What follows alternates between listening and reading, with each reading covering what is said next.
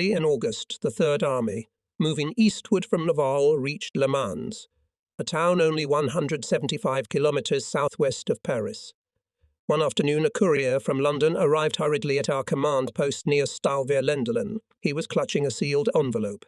The unbuttoned pocket of his military jacket was tightly stuffed with documents certifying that their holder had special powers.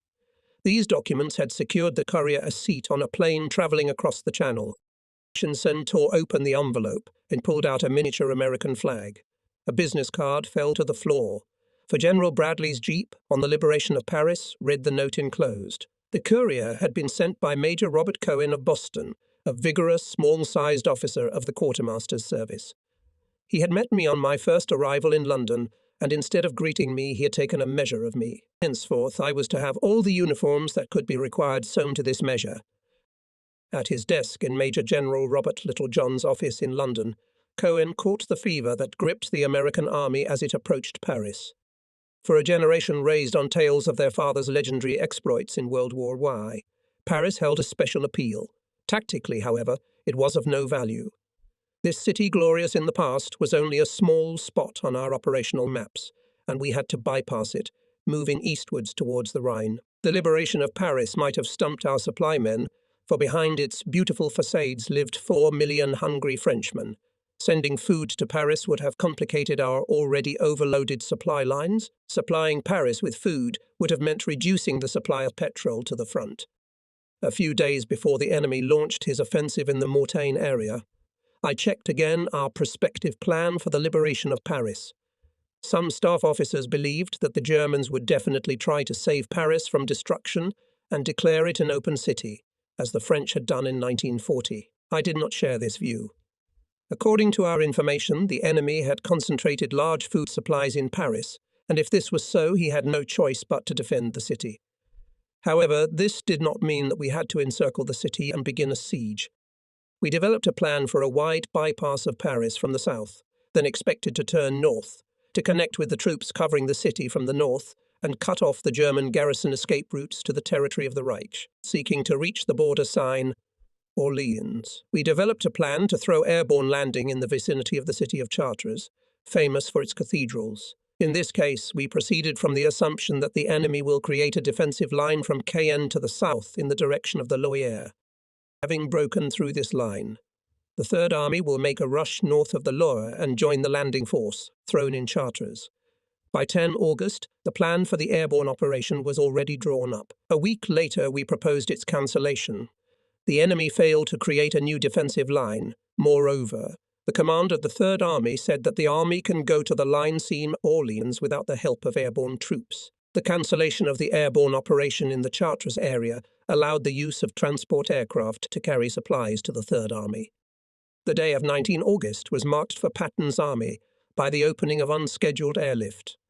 On that day, 21 C-47s delivered 47 tons of food to airfields near Le Mans. Already at this time, we were beginning to experience fuel and ammunition shortages that were slowing the pace of our advance, and the airlift was to be the key to success in our bitter struggle for supplies. After a few days, the pace of our offensive was no longer determined by the strength of enemy resistance, but by the amount of supplies delivered to the Allied forces. By 21 August, the Third Army had forced the Seine north and south of Paris. The enemy, still west of the Seine, was making every effort to break away from the First Army, whose troops were stretched along the left bank of the Seine towards Rouen. In a last desperate attempt to save his demoralized troops, von Kluge gave orders to break into small groups and infiltrate through our lines. Then, unable to survive the disaster of which Hitler was the culprit, the German field marshal committed suicide. Patton had not yet had time to force the scene, and already a delegation of correspondents came to me with a request not to expose Paris to artillery fire, despite the fact that in the city remained a German garrison. Although I did not share their love for a city I had never had to visit, I assured the correspondents that we would not damage a single cobblestone in its streets. Instead of breaking into the city through the western gate, I explained, "We shall first take Paris in a pincer, and then enter its streets whenever we please." "Which division will take the city?" questioned one of the correspondents. "They all fought well," I answered, trying to evade a direct answer. "It will be difficult for us to make our choice." If you're allowed to nominate candidates, he laughed. Consider that one vote has already been cast in favor of the first one. Why don't you take the city yourself? I suggested. You have enough correspondence for that. Seriously, you can take it whenever you like and save us a lot of trouble. I may confess that we are by no means anxious to liberate Paris now, though I beg you not to pass my words on to the French. In the 4 weeks since the Normandy breakthrough, American supply lines have stretched from Scio to the Seine.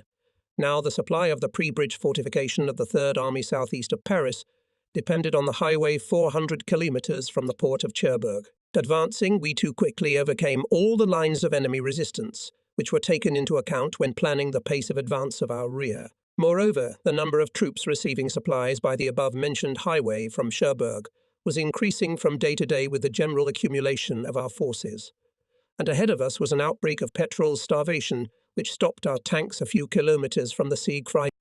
The railways had been restored to Le Mans, 225 kilometers east of Cherbourg, but the repair of bridges destroyed by bombs was extremely slow. There was a shortage of engineering and construction battalions. The extreme wear and tear of the rolling stock of the French railways caused interruptions in the work of railway transport.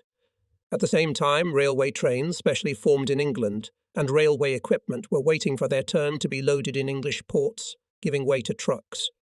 We compensated for the lack of railway transport by lorries. These 2.5-ton capacity machines knew no rest.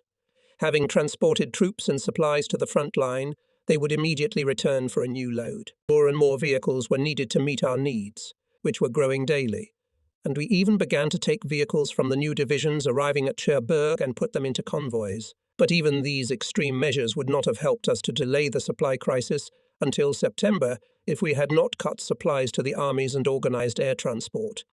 In the meantime, we could only move eastwards at the cost of extreme strain on all our logistics, and I feared that the liberation of Paris would disrupt our entire supply system. Every ton of food arriving in that city meant that the front would receive 1 ton less ammunition or fuel. The chief of the military administration section of the Army Group, headquarters, Key 5, estimated that in the first time Parisians would need at least 4,000 tons of various cargoes per day. It would be good if Paris tightened its belt and lived with the Germans a little longer. After all, each saved 4,000 tonnes provided a 3-day march of motorized units towards the German border. But deprived of its dairy base in Normandy and cut off from the grain areas of France, Paris had exhausted all available supplies. Our agents reported a growing food crisis. Intending to create an inviolable reserve in case of the capture of Paris, we sent a radiogram to the supreme headquarters of the Allied Expeditionary Forces on 20 August, demanding that 3,000 tons of food be sent to us by air. However, despite the threat of starvation in Paris, I was determined not to deviate from the plan. If we can collapse on the Siegfried line, not lacking in supplies, it will bring the war to a close and reward Paris for an extra week of occupation. But we did not take into account the impatience of the Parisians, who had been waiting for 4 years for the Allied armies to finally approach the gates of their city. My plan to take Paris in pincers burst at the airfield near Laval on the morning of 23 August. Already on 7 August, Paris began to show feverish anxiety over the approach of the armies of liberation. On that day, the tanks of the 7th American Division rumbled over the cobblestones of Chartres, and the Gestapo in Paris hurriedly loaded into cars in preparation for evacuation. Ariel Nordling, who had served as Swedish Consul General in Paris for 18 years, had managed to secure the release of 4,213 political prisoners from the city jail that morning alone. Fearing that the Gestapo would rather execute all the prisoners than agree to their release, Nordling, as a representative of a neutral country, had visited Otto Abetz, Hitler's ambassador to France, a few days earlier. He had warned the German proconsul that the Gestapo atrocities in Paris would make the judgment of the peoples after the war even more ruthless. Nonsense, mechericht Abetz, furious at the interference Nordling. We never killed political prisoners. Then, as if reprimanding the Swede for his impertinence, the ambassador added, "The situation on the fronts has been restored. We are not going to leave Paris and are not preparing for evacuation." Urged by the sharp reply of Gaulieta, Nordling turned to Laval, who was then in Paris. But this collaborator, aged from anxiety apparently, was more concerned only about his own fate and not at all interested in the request of the consul. Having achieved nothing from Laval, Nordling left him alone with his anxious thoughts. With the help of an Austrian who was said to be sympathetic to the French resistance movement, Nordling succeeded in obtaining an audience with General Dietrich von Holtitz, the chief of the German garrison in Paris. The general calmly listened to Nordling. As commander, I cannot interfere in the fate of civilians. Perhaps they will be sent to Germany for safety. But there are no more trains from Paris, the Swedish consul objected sharply. You can't take the prisoners to Germany? Why don't you hand them over to the Swiss government or to my government? We will guarantee that they will not raise arms against you. Von Holtitz wrinkled his nose in displeasure. No, he replied with some confusion. I can't do that. In order to release these prisoners, I must receive an order to that effect. He looked at Nordling for a moment, then said slowly, Now, if you give me 5 German prisoners of war for each prisoner, I will release them to you. But you know I have nothing to do with prisoners of war, Nordling began. Well, let's put it all down on paper. The exchange that von Holtitz was proposing was not in doubt. The German commandant soothed his conscience and kept his head. Nordling shrugged his shoulders in silence and drew up a document with a heavy heart, in which his word of honour to obtain the surrender of 5 German prisoners of war in exchange for each Frenchman released. The exchange was fixed for the 17th of August, but on the evening of that day the warden became obstinate and refused to release his charges. If I let them out, they would be in violation of the siege order, he explained. Nordling agreed to wait until morning, but in the morning the warden hesitated again. This time he doubted the rightness of his actions. The prisoners' pocket money had been taken when they were arrested, and by law they could not be released until the money was returned. Unfortunately, the warden had no cash funds available. Nordling hurried to the bank, took 700,000 francs from the account of the Swedish consulate, and gave it to the German. The commandant returned the money to the prisoners and opened the prison doors to them. By this time, underground units of the French resistance movement had begun to fire on German patrols. Street fighting ensued. Fearing that the chief of the German garrison would resort to reprisals, the headquarters of the resistance movement sent one of its representatives, Alexandre de Saint-Phal, to the Swedish consul to inform him of its fears. If the street fighting became spontaneous, Paris might become a battlefield and suffer unnecessary destruction. If only the enemy could be persuaded of the hopelessness of his situation, a truce could be concluded and the city saved. When the street fighting began to take on a spontaneous character on the morning of 19 August, Nordling went again to von Holtitz's headquarters at the Hotel Maurice. He found the general in a depressed state of mind. The revolution in Paris has begun, declared Holtitz. I must order my self-propelled guns to march out and attack the police prefecture. Von Holtitz's gaze slid over the Tuileries Gardens and the Place de la Concorde and stopped at the bridge over the Seine. I am sorry that things have turned out this way, he said. Since Stalingrad I've been unlucky. I've always had to defend the rear of the German army, and every time I was ordered to destroy the city I was leaving behind. He grinned sardonically and turned to Nordling. Now I shall go down in history as the man who destroyed Paris. But it is not at all your duty to destroy Paris, Nordling objected. Of course the people rose up, but not against you. The people rose against the Pétain government. Von Holtitz replied caustically, Yes, against the Pétain government. But the trouble is that it is shooting at my soldiers. The general shook his head and looked again towards the Seine. All this can only end in the destruction of Paris. No longer doubting that the German was not happy with the mission assigned to him, Nordling made an attempt to buy time. Don't do it, he begged. Wait until I have consulted with the leaders of the resistance movement. The leaders of the resistance movement, also concerned that French action might force von Holtitz to carry out Hitler's orders and destroy the city, agreed to negotiate a truce with the Germans through Nordling. Street fighting was momentarily suspended, but on Sunday 20 August it broke out again. On this day, separate groups of French partisans opened fire on German troops. This time von Holtitz gave the French an ultimatum. Either the attacks will stop, or he will give the order to bomb Paris. At the same time, he would proceed to execute the order regarding the most ruthless destruction of the city. The leaders of the resistance movement had no means of communication, and the need to quickly transmit the ceasefire order put them in a difficult position. Nordling suggested installing loudspeakers on the lorries and thus communicating the terms of the truce to the general population of the city.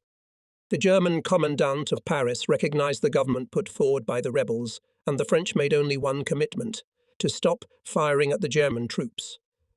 The noisy crowds of Parisians received the message with enthusiasm, and the flags of the Allied powers appeared in the streets. But the armistice was again disrupted when Paris was flooded with underground communist newspapers urging Parisians not to enter into an agreement with the boss. To the barricades. The old battle cry rang out again in the streets. Officers did not take long to respond.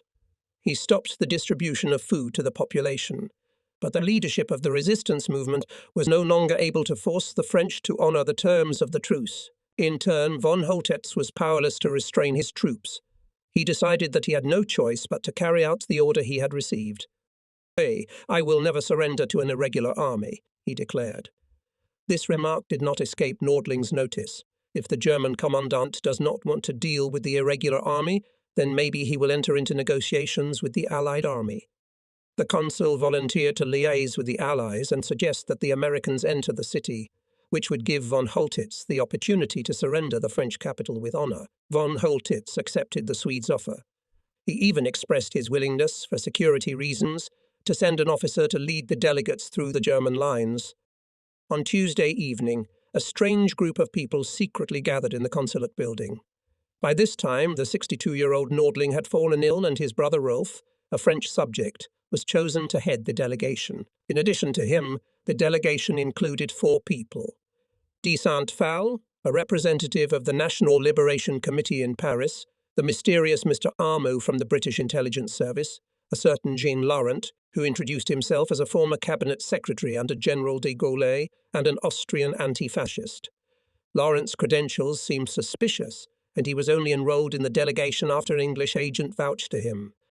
In a small consular Citroën car with Swedish and white flags, the delegation left Paris via Versailles, accompanied by a German staff car in which rode German officer Hermann Bender, who had accompanied the parliamentarians on von Holtitz's orders. Shortly after 7 o'clock in the evening, they arrived at the location of a German outpost near Trappes on the road to Rambouillet. Here they were stopped by an SS captain and listened with a stony face to the German officer who reported the instructions they had received. "To 20 July, said the captain. "We are not obliged to obey certain German generals." He arrested the delegation and went to Versailles for confirmation of the order he had received. An hour and a half later, the cautious captain returned. He summoned a liaison motorcyclist and instructed him to give the German batteries in front the order to let the car pass. Already at dusk, the delegation car drove with every precaution into the village of Neauphle-Vieux. Not a single shot was fired, and no one stopped the car with the Swedish flag when it appeared in the location of the American troops. In the centre of the village, Rolf Nordling came across an American Sherman tank, the crew of which was so absorbed in celebrating their victory that they paid no attention to the strange vehicle. Rolf Nordling, somewhat puzzled by this indifference, sought out the tank commander. "I have an assignment to General Eisenhower," he explained. "What general?" snorted the sergeant. "Come with me to our regimental commander." Late in the evening, Nordling and his companions were questioned by a captain on duty in the intelligence department of the corps. Only after the English agent certified his identity, the captain's suspicions fell away and he let them go. This time Nordling found that he was being taken to Patton's 3rd Army headquarters, stationed southwest of Chartres. On Wednesday morning, 8 August, Patton listened to Nordling's proposal. "He called me just as I was leaving Laval on my way to Wyke's command post. George loaded the members of the delegation into aeroplanes and took them to the airfield where I was waiting for them. As soon as the Chief of Intelligence verified the veracity of the words of Rolf Nordling, I called the Chief of Operations and gave the 2nd French Armoured Division orders to immediately march on Paris. At the same time, from the south was to come from the 4th American Infantry Division. I got on the plane and hurried to Granville to report on the measures I took Wyke. The 2nd French Armoured Division, manned by Frenchmen from North Africa and refugees in England, had American tanks. The division fought bravely at Argentan, where it held a bulge in the front line of Patton's army for a fortnight. Its much-respected commander, the celebrated Major General Jacques Leclerc, was captured by the Germans in 1940 but escaped. In 1943 in Libya, He led a group of troops from Fort Lamy across the Sahara to link up with Montgomery's 8th Army at Tripoli. The name Leclerc was an alias taken by the general to shield his family, who remained in German-occupied France, from persecution. An excellent tanker, Leclerc had already made an attempt to liberate Paris on his own initiative. As the 5th Corps took up positions at Argentan, Corps Commander Guerrero spotted French reconnaissance tanks moving east. "Where the hell are you guys going?" Guerrero asked the column commander. Paris, isn't it?" replied the French captain cheerfully. Guerrero cursed and turned the tanks back, ordering them not to leave their positions again. It would have been much easier for me to send any number of American divisions to Paris, but I deliberately chose French units. I wanted to help the French regain their spirits after 4 years of occupation. Certain regiments with tricolor flags on their turrets moved on Paris. Remembering Leclerc's first attempt to slip into Paris, Levy Allen laughed. These Frenchmen," he said, "will enter the city from the west side, but mark my words, they will never leave it from the east side." Allen's words proved almost prophetic. Within a week we were looking for Leclerc's tanks in all the alleys of Paris. I even had to threaten to disband the division to force it to march again. Leclerc was ordered on 22 August to march immediately, but it was not until the next morning that the order was executed. For the next 24 hours, the French 2nd Armoured Division slowly made its way through the crowds of Frenchmen. All along the way the population greeted it with wine and raucous cheers. I could not condemn the French soldiers for responding to the cheers of their countrymen, but neither could I wait for them to parade through to Paris. We had to fulfill the terms of the agreement with von Holtitz. To hell with prestige. I finally said to Allen, "Give the order to the 4th Division to march and liberate the city." Having learned of this order and afraid for the honour of France, Leclerc's tankers got into their vehicles and quickly moved forward. At 10 p.m. on 24 August, Captain Dronnet of the French 2nd Armoured Division lined up a division of light tanks and a company of infantry in front of the Hôtel de Ville. The next morning, 25 August, the French platoon arrived at the Hôtel de Meurice, where the headquarters of the German garrison chief was located. On the first floor, von Holtitz assembled all his officers with the apparent intention of surrendering. French soldiers threw 3 smoke grenades into the hotel lobby, and the Germans came out with their hands up. They were taken to the Montparnasse railway station, where von Holtitz officially surrendered Paris to the French. He sent German officers with white flags to parts of the garrison to inform them of the surrender. That evening Paris began to celebrate its liberation. During the first 2 weeks after the breakthrough of the German defences in Normandy, the actions of the 8th Army were under strict censorship control. By concealing the strength and composition of our right flank grouping, we hoped to mislead the enemy about our intentions. If Hitler knew that Patton's tanks were outflanking von Kluge's flank, he might have abandoned the offensive at Morton. I knew how annoyed Patton this forced obscurity, and therefore looked forward to the moment when it would be possible to publicize the actions of his army. The screaming newspaper headlines spurred George on. The larger the print, the more desperate he fought. Somewhat earlier, I had promised Hazlitt to lift similar censorship restrictions on his 15th Corps after it took Alençon. On 12 August, I suggested to Wyke that I would also lift the censorship restriction on Patton at the same time as Hazlitt, since by then he should have captured Argentan from the south. Ike laughed and agreed to my proposal, but only with respect to the 15th Corps, refusing to lift the censorship of Patton. "Well, wait for now," he said.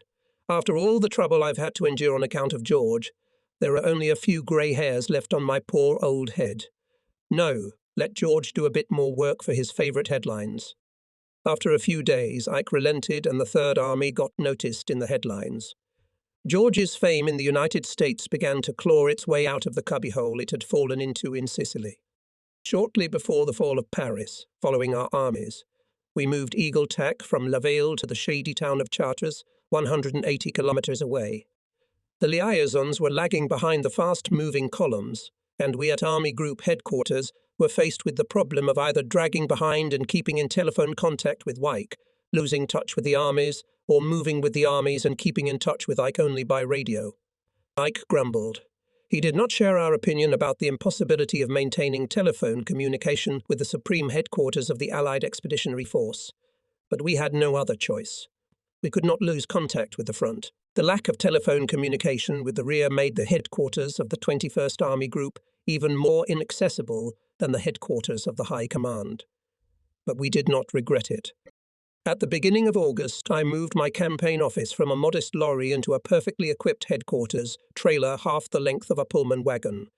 A platform was hinged at the rear, which formed a sort of veranda connecting to the 2.5-ton lorry. This lorry I still used as a flat. When Ike visited our beachhead on the 4th of July, he had to squat in the most uncomfortable position inside the small truck where I lived and worked. "Why don't you give up that damned closet," he said, "and get a handy trailer like Monty?" That's exactly what we wanted. My trailer, fitted up in England according to Hanson's careful instructions, was so richly decorated that I was often ashamed to live in such comfort. 4 plexiglass lamps were built into the ceiling for daylight. A series of fluorescent lights illuminated the map stands along the side walls, and the front of the trailer, finished in mahogany and carpeted, was semicircular in shape and resembled a church altar. Indeed, when Air Marshal Tedder first visited me, he walked over to the railing that partitioned off the room, knelt down on a pew in front of the altar. Take communion with me, please." In 1947, I tried through various channels to track down this staff trailer. But in the chaos of demobilization, the reporting in the European theatre of war was put into such a confused state that no trace of the trailer could be found. As for the lorry which served as my flat, it was possible to establish that it had been sent to England. A farmer wrote to me that he had purchased the lorry during the sale of surplus American property, and that it served as an excellent shelter for his shepherd in the peat bogs. The next day, on the liberation of Paris, I returned to the command post, housed in a barn near Chartres, after a short flight to Brest. I found Eisenhower perched on the doorstep. Although I could come on very serious business, he still suggested that I take a walk the other morning to Paris and see the city. "Hey, tomorrow is Sunday," he said, "and everyone will be in bed for a long time. We can be in Paris and come back without any fuss." He radioed to Monty and invited him to join us. But Monty apologized and declined. He was too busy with the English advance towards the scene. The next morning it was not yet 8 o'clock when our cars squeezed into a column, advancing along the sleepy boulevards of Chartres. Ike's protective-coloured Cadillac, decorated with French, English and American flags, moved between 2 armoured cars. Seibert was paving the way in his jeep. As we approached Paris, we encountered more and more cyclists. It seemed as if half of Paris that morning had got on their bicycles and gone out of town in search of food. From time to time we signalled as we passed some old-fashioned lorry with big wheels. Its gas generator set poisoning the air with exhaust fumes. Here and there along the road were soldiers of the 4th Division sleeping, wrapped up in their marching blankets and paying no attention to the noise. Jarrow was waiting for us at the corner of a busy street near the Orleans Gate, painted with flags. We drove through Montparnasse, past boulevards riddled with ditches that were supposed to be shelters from bombardment, and headed for the police prefecture occupied by de Gaulle's headquarters. On the broad staircase running from the courtyard all the way up to de Gaulle's chancellery were lined Republican guards in Napoleonic uniforms, with red regimental badges and black patent hats. De Gaulle was waiting for us in his office. A friendly smile appeared on his long, sullen face.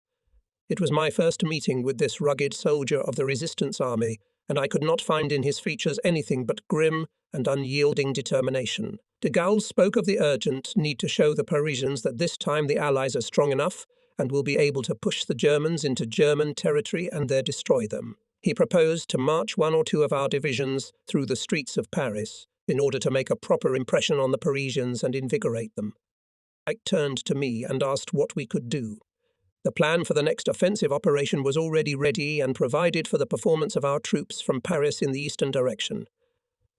So I replied that perhaps we could lead one of the divisions straight through the Place d'Étoile, rather than sending it in a circular route through the neighbourhood of Paris. "When can we do that?" Ike asked. "Oh, perhaps in 2 or 3 days, I can't say exactly." Accompanied by General Joseph Pierre Koenig, appointed by General de Gaulle as military commandant of Paris. We went to the Boulevard des Invalides, where Napoleon's tomb was located under the gilded dome of the House of Invalides. After a quick look at the tomb, we crossed the Seine and entered the wide Place de la Concorde, then headed towards the verdant Champs-Élysées. A huge tricolor cloth wrapped the Arc de Triomphe from top to bottom. As soon as Eisenhower got out of the car to bow to the tomb of the unknown soldier, a cheering crowd rushed to him. The way back to the car was blocked by the crowd, and it took the intervention of military police to clear the way. But when Ike was within 2 or 3 steps of the saving car door, a huge, dishevelled Frenchman embraced him from behind and covered both cheeks with countless kisses. Ike was floundering, trying to free himself from the embrace, and the surrounding crowd let out frenzied shouts of delight. Cut off from my car, I managed to make my way to one of the jeeps guarding us, where a pretty young woman was whispering something to the driver. A few minutes later, wiping lipstick off my cheeks, I jokingly told Ike that I was happier than he was. I will not dispute your honours, I told him, but will try my luck in the crowd. The 28th Division helped to drag northward our bulwark through Montgomery's front, and then withdrew to the American sector and halted at Versailles, preparing to take part in the coming offensive of the First Army east of the Seine. This division was the most suitable candidate to take part in the forthcoming Allied march through Paris. The day of 29 August was cloudless and quiet. The columns of the 28th Division in full marching order marched down the Champs-Élysées from the Arc de Triomphe to the crowded Place de la Concorde. There, to the sound of the divisional song Khaki Bill, the procession split into 2 columns, and each column headed for its own staging area. What the Parisians mistook for a parade was in reality a tactical transfer of troops to the front. In 26 hours, counting from the time it set out on the march, the division covered the distance from Versailles to the bivouac in the Bois de Boulogne. There it paused to clean off the mud accumulated during 36 days of fighting and marching from uniforms and lorries. Taking advantage of the halt, the division command brought the parade instruction to the troops and gave the battle order to move from the march to the offensive. On this day, Ike was not in Paris. By his absence, he wanted to emphasize that he did not want to offend the British, who could regard our parade as a flirtation with the French.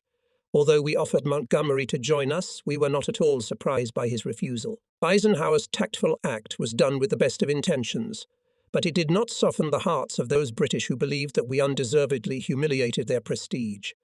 Part of the London press furiously attacked the parade of Americans, which is exactly what we feared, and regarded it as a deliberate undermining of British authority. If de Gaulle had not demanded an immediate demonstration of Allied forces in Paris, I would never have agreed to this parade of American troops. Liberated Paris has become the symbol of free France, and no one is more deserving of the honour of participating in the celebrations in the liberated land than the British people.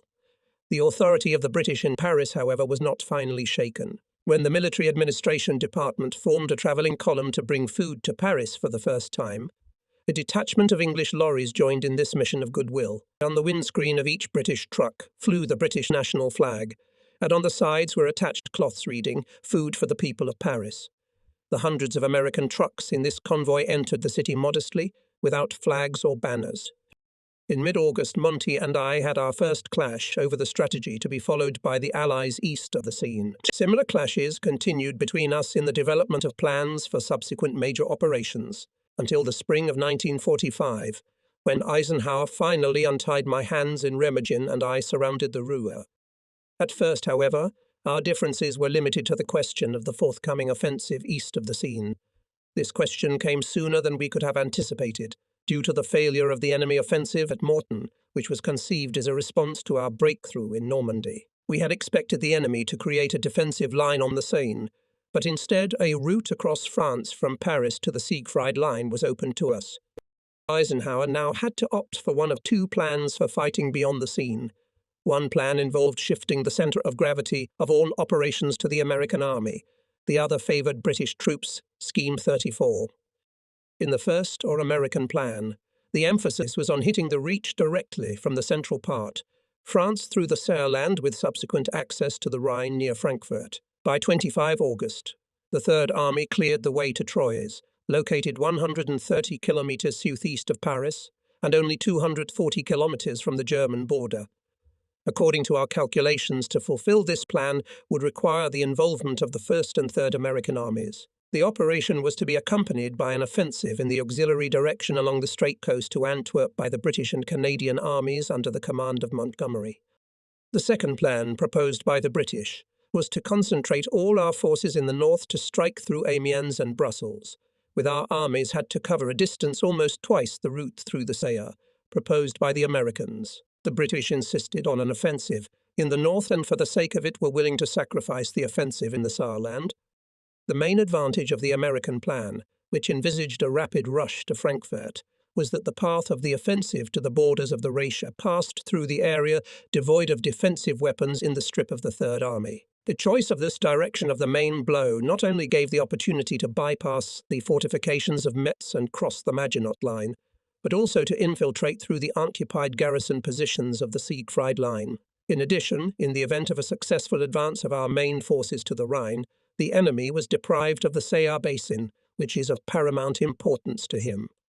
The negative side of this plan was primarily the weakness of the 21st Army Group, Montgomery, which still could not overcome the resistance of enemy divisions in the area of Pas de Calais. If Monty could not advance at the same pace as we did, we were both in danger of finding ourselves with open flanks when moving forward, which was fraught with serious consequences. Our greatest fear was that Montgomery would find his army not strong enough to capture Antwerp. The weather along the coast was deteriorating, and we would very soon find ourselves totally dependent on that port. Moreover, if Monty had failed to clear the coast of Belgium and Holland from the installations for launching aeroplane shells, this failure would almost certainly cause a very unpleasant political resonance in London. The British plan contained a number of very obvious advantages, although its fulfillment involved travelling a greater distance and possibly stubborn enemy resistance. With 2 British armies and 1 American, Montgomery could liberate the Netherlands with minimal risk. This, in turn, might be the rapid capture of Antwerp and the ports on the Straits coast. Antwerp would become an object of the greatest importance as soon as we abandoned our plans to use the ports of Brittany. 2. The occupation of Belgian airfields, which would make it possible to organize direct fighter support for heavy bombers making daylight raids. 3. Liberation of the coast, where we're equipped with launching sites for aeroplane shells from which London was bombarded. At the same time, an advance in the north would take the British armies directly to the Ruhr, from where, as Montgomery later stated, was the best road to Berlin. By putting forward a proposal, the basic gist of which was that Eisenhower should concentrate all his forces on the northern main line, Montgomery was thereby suggesting that Wyke stop Patton's Third Army at the Meuse while he, Montgomery, would rush on to Berlin. This proposal strongly resembled Monty's tactics during the Sicilian campaign, when he had suggested that the American troops confine themselves to defensive action and allow him alone to capture Messina. Anticipating that Eisenhower would be anxious to secure the Channel coast, I put forward a double-strike plan that would combine the positive aspects of both the British and American plans. Instead of throwing Hodges' entire First Army into support of Montgomery's offensive, I suggested to Wyke that we limit our assistance to 1 corps. That will be quite sufficient to support Monty's offensive, I stated. The other corps of the First Army in conjunction with the Third Army were to advance across the Sayre in the direction of the Rhine. Monty, however, did not want to hear about a compromise. He demanded the entire First Army, defending my view of the need to limit American assistance to Montgomery to 1 corps. I did not detract from the importance of his plan of attack in the north. But why does he demand 3 corps? I asked. After all, it is exactly 2 corps more than his actual needs. If only Monty risked to take the offensive, not requiring an overwhelming superiority in force, we could use the 2 remaining corps to strengthen our group advancing on the Rhine south. This strike could then be linked to the actions of the 7th Army, making it possible to encircle also those Germans who had withdrawn from Devers advancing up the Rhine. Assessing the advantages of our plan, we also took into account the possibility of reaching the Rhine, seize the Saar, and interrupt the movement of ships on the Rhine. Here, however, my daring designs stopped. I never thought that we could force the Rhine alone. For if we were to find ourselves on the other side of the Rhine, we could only hold our ground by establishing a vast bridgehead. All those who later argued that Patton could have launched an offensive on Berlin if the supreme headquarters of the Allied Expeditionary Force had not cut the supply of petrol to his army, did not take into account one very important factor. Inside Germany, on the other side of the Rhine, there was still a German army. We had to be reminded of this twice. The first time before the end of this month and the second time on 16 December in the Ardennes. 23 August Eisenhower made a tentative decision in favor of a strike in one direction. In a directive to the 21st Army Group, he ordered Montgomery to make the main strike along the Strait Coast. Monty prevailed in the first clash. I received orders to provide support for the advancing British troops with the forces of all 9 divisions of the First Army. As for the Third Army, it did not remain in place, although our proposal to advance south through Metz by 5 corps was reduced to a diversionary manoeuvre by 3 corps. Having achieved an advantage in the number of troops placed at his disposal, Montgomery could claim an advantage in supply as well. As a result, the 12th Group was ordered to provide all supplies to the First Army in the first place. The Third Army was relegated to the background in matters of supply. Meanwhile, the Third Army was to advance to the Marne, 115 kilometres east of Paris. There it was to prepare for a further offensive with the task of capturing the crossings of the Rhine in the area from Mannheim to Koblenz. However, when giving orders to the Army Group on the offensive, had to reckon with its available supplies. On the other side of the Marne, we could scrape together for the Third Army only the miserable crumbs left from the First Army and from our British colleagues in the north. I was upset, but I did not argue, but simply agreed with Eisenhower's decision. I well understood his desire to seize the Netherlands with its airfields and the ports on the Strait Coast, but I strongly opposed his proposal to give Montgomery all 3 corps of the First Army. 1 corps, I persisted, will be quite enough. Monty, in my opinion, makes also exorbitant demands in the field of supply. However, I soon had to admit that Eisenhower may have been right in deciding to allocate at the disposal of Montgomery 2 more corps, because I underestimated the strength of enemy resistance which faced Monty. If our resistance to the British had been limited to just 1 corps, Monty would never have been able to develop a sufficiently rapid rate of advance, taking advantage of the confusion and demoralization in the enemy's ranks. Once Montgomery's troops began to advance along the coast, he had to leave one division after another in the rear to block German garrisons in the Strait ports. By 10 September, more than a third of his forces were busy eliminating pockets of resistance in our rear. On the other hand, I believe that Monty could have pressed on with more moderate demands for transports. At first he claimed that he could not supply the 21st Army Group unless the Americans reinforced his transports. In order to make up for the lack of transport from the British, we were forced to borrow trucks from Hodges. Then, in order not to delay Hodges' advance, we took the trucks from Patton.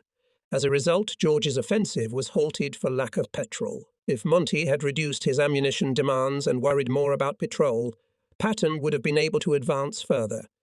But Monty stubbornly refused, maybe he was right, to take the risk of even minor resistance if his field depots were not filled with ammunition. I argued desperately with Eisenhower over Monty's excessive supply requests, but could not budge him. Meanwhile, Patton first showed concern, then complained, and finally began to rage as his army's fuel reserves began to dwindle as a result of the ever-increasing shortage of trucks. In order that George might reach and cross the Marne and advance as far as his petrol supplies would allow, we called in the Air Transport Force. From 23 August, patrol began to be delivered by air, but even this small vent was soon closed to us. In his directive, Eisenhower approved Montgomery's plan and ordered the use of airborne troops to clear the way of the offensive northern grouping. The airborne troops were to be dropped in the Belgian city of Tournai, famous for its carpet production, located 20 kilometers east of Lille. Eisenhower hoped with the help of this landing to encircle the 15th Army of the enemy, retreating from the shores of the Pass de Calais.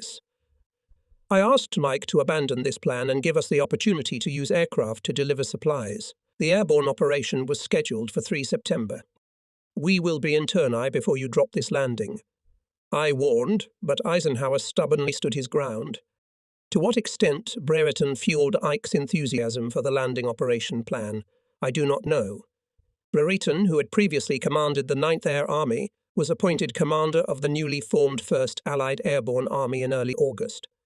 In addition to transport aircraft, Brereton had the British and American Airborne Corps, each with 2 airborne divisions.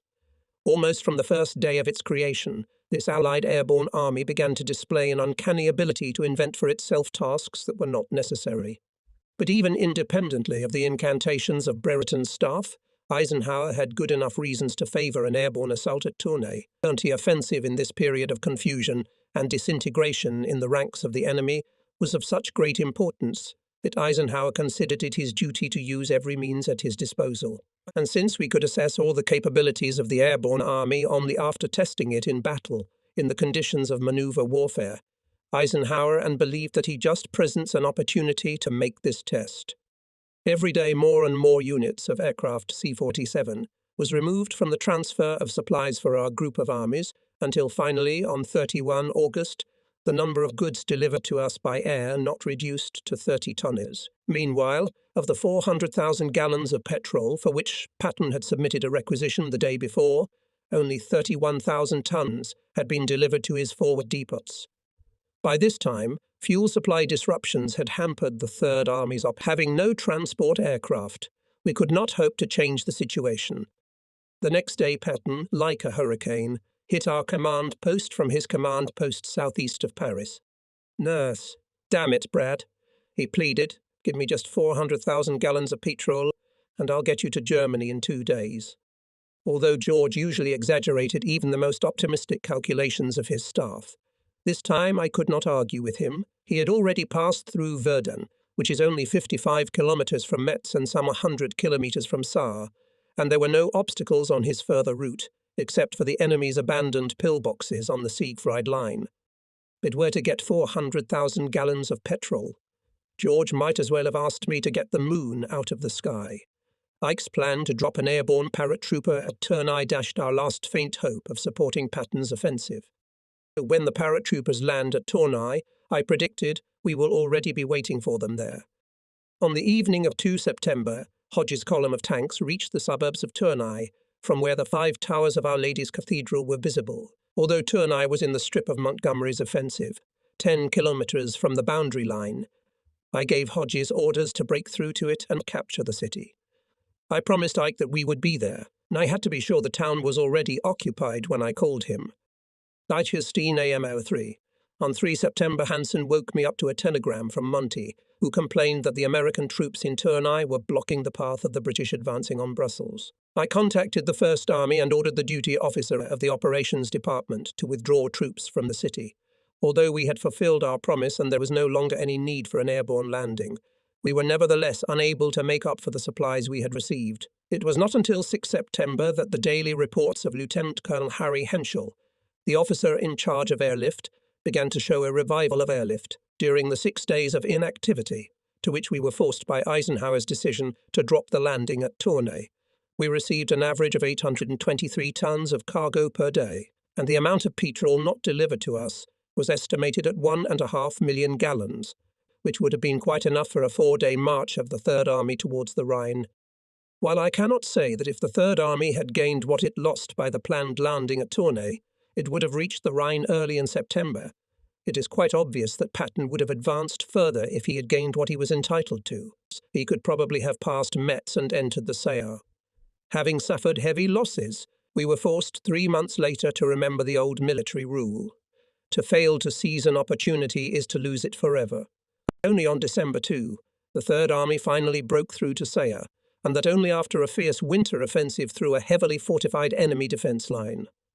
Having supported Montgomery's rapid rush northward, Eisenhower took responsibility for the material support of the 21st Army Group, and if necessary, at the expense of American troops. Then, to make sure that our main efforts would be directed to support Monty, Eisenhower established such an order of distribution of incoming supplies between my 2 armies, with the lion's share going to Hodges. Patton was to make his way to the borders of the Reich, content with available resources. The supply of the armies of Montgomery and Hodges had to be carried out in the first place and at any cost, even if it would have to stop the advance of Patton. The logistical crisis that threatened to stop us where the enemy himself was powerless to do so was not the result of a lack of organization in our supply system, but was the inevitable consequence of the unexpectedly rapid pace of the offensive. Even the American Logistics Service, in spite of all its achievements and capabilities, was unable to keep up with our pace. By the end of August, the Third Army had reached Verdun, 500 kilometers from Cherbourg. Even the Red Ball Express system, with its one-way movement of vehicles on roads at high speeds, could not meet the minimum supply requirements of our armies. The turnaround time of vehicles per trip increased to 5 days. This meant that the number of lorries needed to deliver the necessary supplies to the front also had to be increased fivefold. East of Paris, railway services had been restored, but in the area west of the Seine, subjected to fierce Allied air raids, engineering units, working under incredibly difficult conditions, are still rebuilding hundreds of destroyed bridges and laying passageways through bomb-torn marshalling yards. At the sight of these ruins delivered to us, I involuntarily sympathized with von Rundstedt, imagining what an inferno brought down on him by our plane. At the end of August and in September, during the pursuit of the enemy across the fields of France, petrol constituted the bulk of the supplies we received. This was due to the fact that we met on our way only isolated pockets of resistance, rather than deeply echeloned defences, and the consumption of ammunition was greatly reduced, whereas in Normandy an armoured division normally consumed 4 tons of ammunition for every ton of petrol consumed. The ratio was now reversed and ammunition consumption became much less than fuel consumption. As early as 1942, Lord Louis Mountbatten, then Chief of Naval Landing Operations, foresaw that we would face the problem of petrol supply and proposed the laying of a petrol pipeline under the Channel to supply fuel to the invasion army in France. This underwater petrol pipeline, called Pluto, pumped the first gallons of fuel to the Normandy coast on 12 August. But the builders of the petrol pipeline, just as the battalions building the communication line, could not keep up with the rapid pace of our offensive. By the end of August, the petrol pipeline was brought only to Alençon, which was 320 kilometers behind our front. At first, when the fighting east of the Seine unfolded, the Third Army was limited to 2,000 tons of fuel per day by Ike's orders.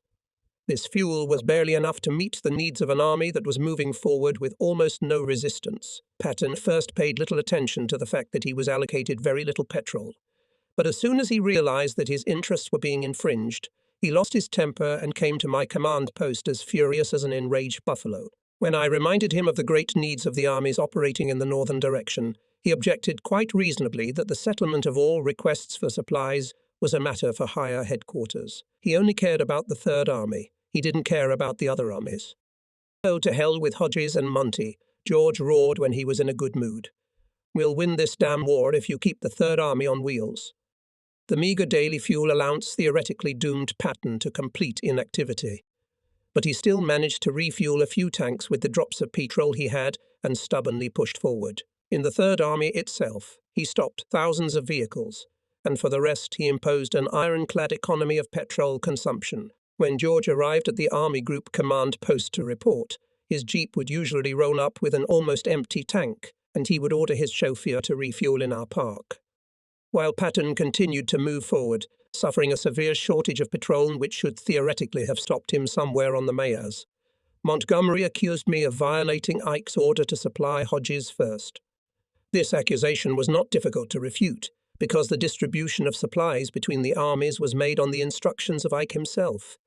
We strictly carried out his instructions, but at the same time helped Patton to advance by sending to his allotment mostly fuel and only a small amount of ammunition.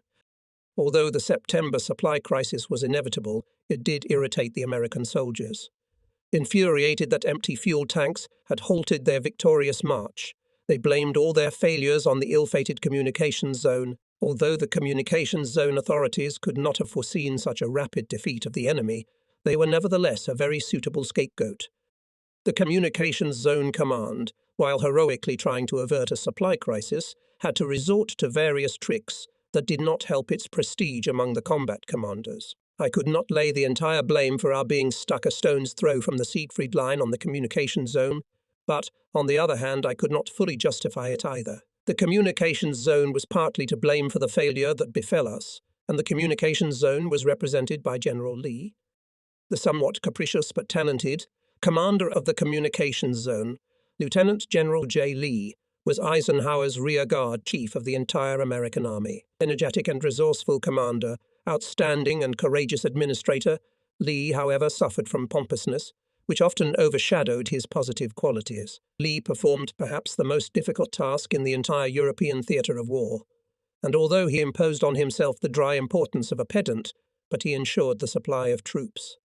Gripped by an ambitious desire to personally manage the supply of troops in France, Lee in early August moved the forward echelon of the headquarters of the communications zone from London to Cherbourg. In order to field his huge command post, He built a barrack town, which required a colossal amount of transport just at a time of acute shortage.